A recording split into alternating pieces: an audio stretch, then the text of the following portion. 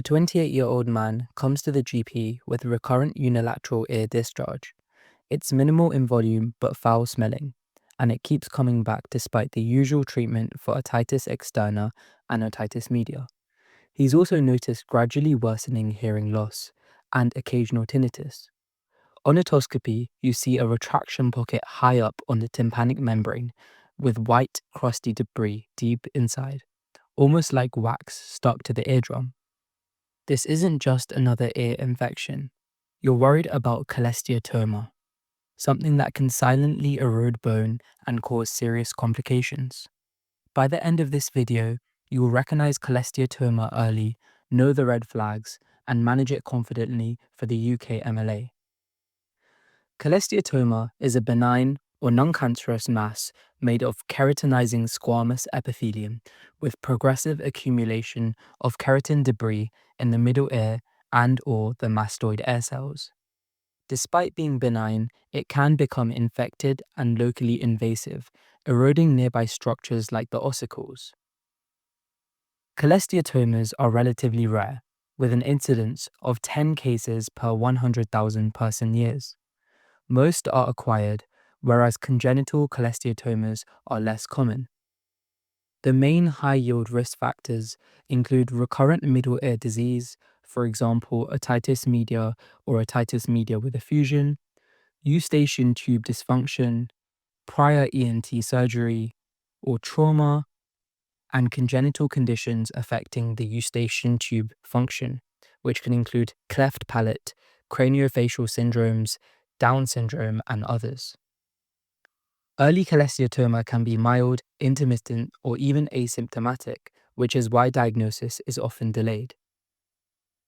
So, for a quick refresher of ear anatomy, the middle ear contains the ossicles, which includes the malleus, the incus, and the stapes. Behind these is the mastoid.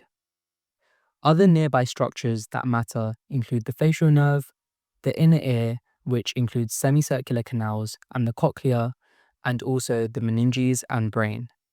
So if a cholesteatoma grows and erodes bone, it can cause hearing loss, vertigo, facial palsy, and rarely intracranial complications.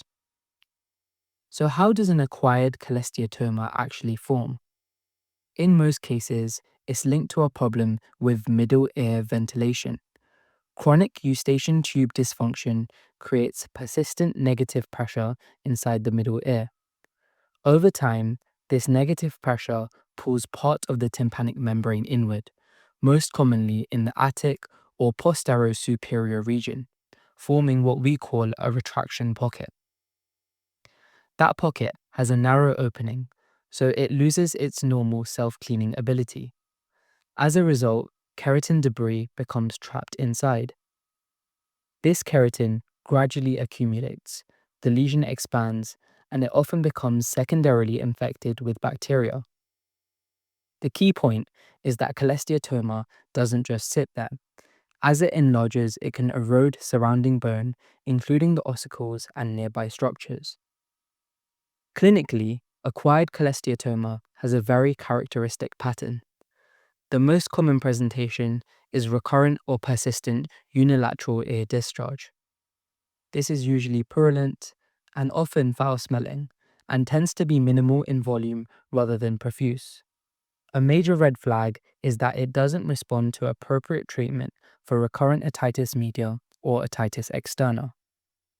Alongside this, patients often develop progressive hearing loss, which is usually conductive due to erosion of the ossicles. Tinnitus can also occur. As the disease advances, more concerning symptoms may appear. Ear pain, vertigo, or facial weakness suggests involvement of nearby structures and points towards advanced disease. Congenital cholesteatoma is much rarer and presents differently. These patients often have no history of ear discharge and may present with unilateral conductive hearing loss. On otoscopy, you might see a smooth, spherical, white mass behind an intact tympanic membrane. Examination is key, and you should always examine both ears carefully. On otoscopy, The classic finding is a retraction pocket, most commonly in the attic or posterior-superior quadrant of the tympanic membrane. Within it, you may see white or yellow keratin debris, sometimes called an attic crust, which may look like wax stuck against the eardrum. You may also see a tympanic membrane perforation adjacent to visible crust, signs of bony erosion, or less commonly, a white or yellowish mass behind the tympanic membrane. If you suspect extensive disease, examine the head and neck and cranial nerves, especially for facial nerve palsy. If discharge persists or the tympanic membrane remains obscured, do not delay referral to ENT. Cholesteatoma is primarily a clinical diagnosis, and in primary care, your role is to recognize and refer early. Specialist assessment may include audiology, often showing conductive hearing loss, and CT or MRI of the temporal bone to define disease extent, identify bony erosion, and assess for complications. There are a few differentials to keep in mind. Otitis externa typically causes a painful, tender ear canal, with pain on tracheal pressure or pulling the pinna. Recurrent otitis media or chronic suppurative otitis media can also cause discharge, but cholesteatoma is suggested by the combination of a retraction pocket, keratin debris, and progressive destructive features. Rarely consider tumors if symptoms are atypical or don't fit the usual pattern. A useful exam shortcut is that any persistent unilateral smelly discharge, progressive hearing loss, and abnormal otoscopy should be assumed to be cholesteatoma until proven otherwise. Management follows a clear pathway. First, you must decide whether this is an emergency. Arrange emergency hospital admission or seek urgent ENT advice if the person has facial nerve palsy, neurological symptoms or signs, is systemically unwell, or has features suggesting serious complications such as acute mastoiditis, meningitis, or an intracranial abscess. If admission isn't needed, arrange a prompt referral to ENT for confirmation of the diagnosis, consideration of surgery, and follow-up. Definitive management is usually surgical removal. Medical treatment alone may control infection temporarily, but antibiotics do not eradicate cholesteatoma. Finally, it's important to know that cholesteatoma requires long-term ENT follow-up. Residual or recurrent disease is common, and some patients may need repeat or second-look surgery. If cholesteatoma is undetected and untreated, it can cause serious complications. These include conductive hearing loss from ossicular erosion, vertigo due to labyrinthine involvement, facial nerve palsy, and mastoiditis. Most dangerously, it can spread intracranially, leading to meningitis or a brain abscess.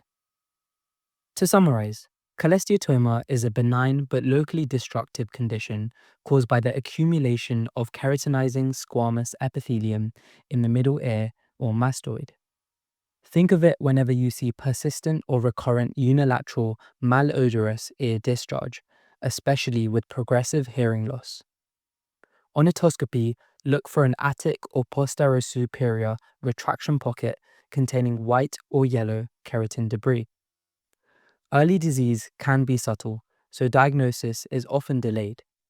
Management is prompt ENT referral with emergency admission if there are any red flags such as facial palsy, neurological signs, systemic illness, or suspected serious complications. Thank you very much for watching. Feel free to leave a like and subscribe if you enjoyed the video. Let me know in the comments which video you'd like to see next.